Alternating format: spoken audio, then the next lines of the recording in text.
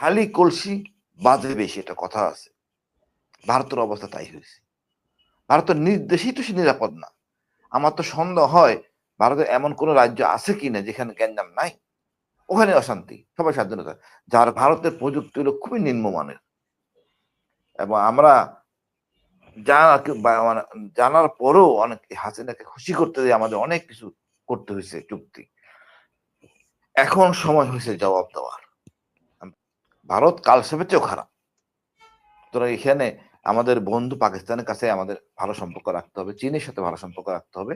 চীনের সাথে সম্পর্ক করার ক্ষেত্রে একটু খেয়াল রাখতে হবে আমেরিকা যেন খুব একটা বাঙালিরা ডক্টর ইউনূসের সাথে একমত হয়ে, আমাদের বিশেষ করে হুজুরা একটু মাথা মোটা থাকে আমাদের দেশের, হুজুরাও যে এত শান্ত এবং বুদ্ধিমত্তা পরিচয় দিছে, এটা কিন্তু লক্ষণীয়, যেটা আগে কখনো দেখা যায় না।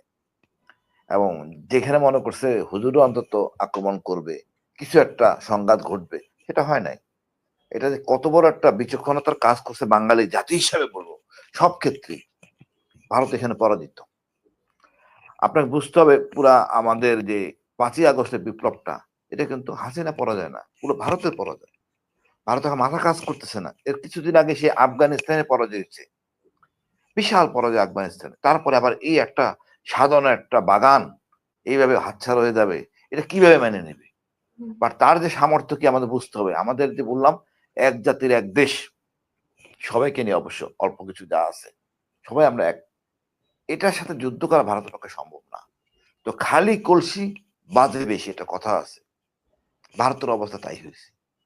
ভারতের নির্দেশেই তো সে নিরাপদ না। আমার তো সন্দেহ হয় ভারতের এমন কোন রাজ্য আছে কিনা যেখানে গ্যাঞ্জাম নাই, ওখানে অশান্তি, সবাই স্বাধীনতা। ঝাড়খণ্ড বলেন, বিহারের পাশে বলেন, অরুণাচল বলেন, 7 সিস্টার তো আছেই। ইভেন আমাদের পশ্চিমবঙ্গের পর্যন্ত আছে, মাওয়িস্ট মুভমেন্ট আছে। এইখানে ওরা তো আসলে নিজেদের নিয়েই ব্যস্ত। ওদের মণিপুর ওরা ঠিক করতে পারতেছে না ভাই, আমার দেশে কি ঝামেলা করবে? ও দেখাক মণিপুর ঠিক করতে পারে কিনা।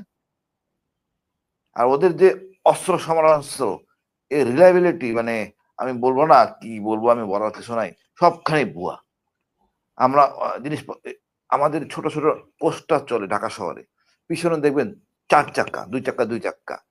ওরা যে গাড়িগুলি আমাদের কাছে বিক্রি করছে আওয়ামী সরকারের জন্য, ট্রাকগুলি পিছনে 2 চাকা, অর্থাৎ লোড নিলে এই গাড়ি উল্টাই পড়বে সরাসরি। এখন ভারতের প্রযুক্তি হলো খুবই নিম্নমানের, এবং আমরা মানে জানার পরেও অনেক হাসিনাকে খুশি করতে দিয়ে আমাদের অনেক কিছু করতে হয়েছে চুক্তি। এখন সময় হয়েছে জবাব দেওয়ার। ভারতই তার সৃষ্টি করছে। আমরা আসলে দীর্ঘ 15 বছর আমরা ভুলে গেছিলাম যে আমরা একটা জাতি ছিলাম।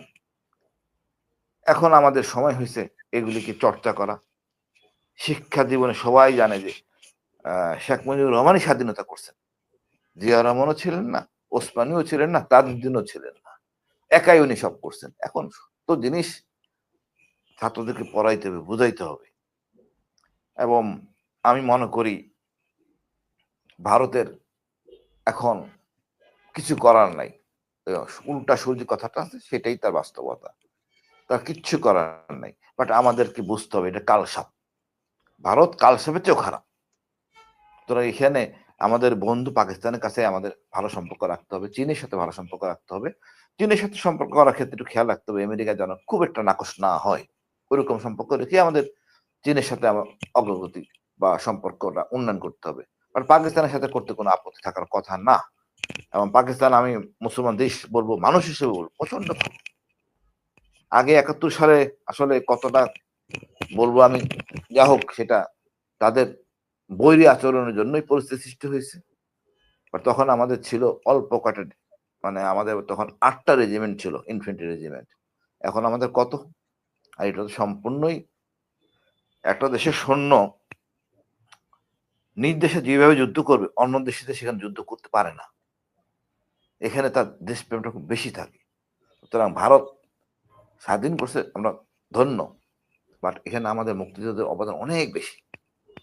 একটা যুদ্ধের শত্রু সম্বন্ধে তথ্য যেটা মুক্তিযোদ্ধারাই ভারতের সৈন্যদের, আর্মিদের দিছে। বিজয়ের শেষ প্রান্তে এসে আমাদের সাথে একটা মানে ফাইজলামি করা ছাড়া কিছু করার নাই। আমরাও কিছু করার ছিল না। যা হোক, তারপর বলবো আমরা হতে পারি আমরা অল্প সংখ্যক, বাট আমাদের সামর্থ্য আছে, বিশাল জনগণ, বিশাল বাহিনী বানানোর সামর্থ্য আমাদের আছে। আমরা ওই বিডিআরই মনে করেন প্রচুর বানাবো, কোনো সমস্যা নেই। আর ডক্টর ইউনূসের মতো যোগ্য নেতৃত্বের কাছে আমার মনে হয় ভারত এখানেই পরাজিত। মহান আল্লাহ সৌভাগ্যবান আমি বলবো, ভারতের এই কূটকৌশল ডাক্তার ইউনূস এবং তার যে সহযোগীরা আছেন বুদ্ধিমত্তা পরিচয় দিচ্ছেন। আমার মনে হয় ভারতকে নিয়ে ভাবার কিছু নাই, ভারত কিছুই করতে পারবে না। আমরা আমাদের যেখানে লাভজনক ব্যবসা, যেখানে আমাদের লাভ হবে সেখানে আমরা থাকবো।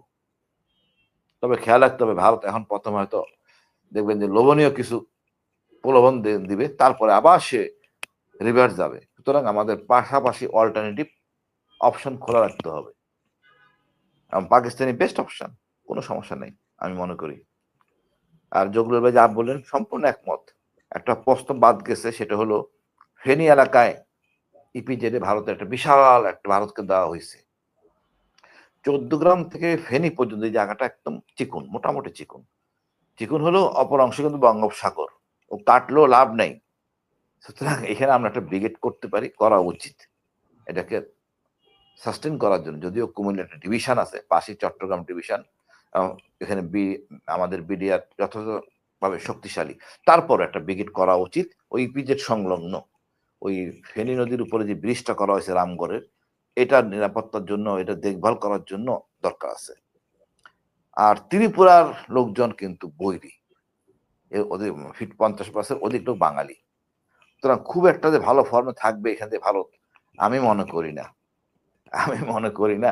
এগুলি আসলে বলার জন্য বলে। এখন আমাদের এই বর্তমান পরিস্থিতি আমরা বুঝতে পারছি, এই 16 বছর দাসত্ব আর 5 আগস্ট বিজয়ের পরে, তারপরে বন্যা, এরপরে এই যে আমাদের নাটক করলো কিছু, পুরো জাতি এক হয়ে গেছে। এটা বিশাল একটা বিজয়। ধন্যবাদ ভাই। ধন্যবাদ জনাব সিনুর রহমান। জনাব ডক্টর ছোট আছে ভারত আমাদের কখনোই পারবে না। ভারতের যে আপনাদের যে সমস্যাগুলি আছে, আমি বহু মানে অভিযানে আমার অভিজ্ঞতা, ওদের গুণগত মান অনেক দুর্বল।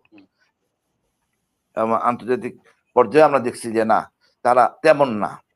ওদের 9mm কার্বাইন, একটা গুলি হলে একটা বাইরে হয় না। SLR একই অবস্থা। আমাদের বিডিআরটা দেখেন শুধু, বিজেপিটা, তার অস্ত্রের গুণগত মান কত। আমাদের সেনাবাহিনী কম আছে, বাট আমাদের রিজার্ভ অনেক। আমাদের রিজার্ভের মধ্যে আমার বিজেপি আমাদের সাথে জড়িত, একই প্যাটার্নের যুদ্ধ। এই জন্যই কিন্তু আমাদের বিডিআর মেসাকার যেটা বলা হয়, এই জন্য করা হয়েছে। আমি মনে করি ভাই, আমাদের প্রতিটা বাঙালি, এই ছাত্র জন্য সমাজই আমাদের সেনাবাহিনীর বড় একটা অংশ। আজকে এই ছাত্ররা, আমাদের রিটায়ার লোকরা, জনগণই আমাদের একত্র, ওই আমরা বড় একটা শক্তি আমাদের, যে আমরা এক জাতির এক দেশ। মাত্র 2% লোক বলতে পারেন সংখ্যালঘু, এটা আমাদের অলংকার, এরাও আমাদের সাথে একসাথে।